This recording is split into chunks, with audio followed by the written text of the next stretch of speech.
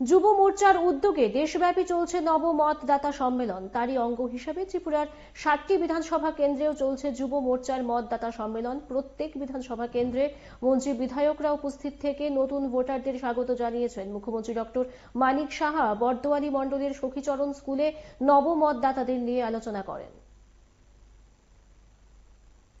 যারা নতুন ভোটার তাদের উদ্দেশ্যে তো মাননীয় প্রধানমন্ত্রী যে বলবেনই, আমরাও এখানে ওদের সাথে কথা বলবো।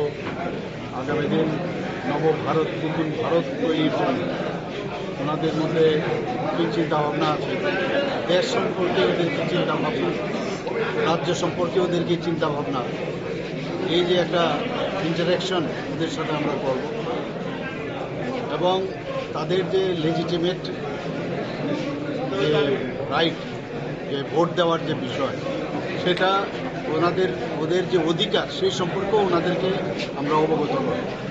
এবং শুধু ভোটদাতার অর্থ এই না যে আমি আঙুল দিয়ে টিপ দিয়ে দিলাম, তার যে স্ট্রেংথ, যে দেশ নির্মাণ করার জন্য, রাষ্ট্র নির্মাণে, সেই সম্পর্কেও ওদের থেকেও আমরা জানব এবং আমরাও আমাদের তরফ থেকে ওদেরকে বলব।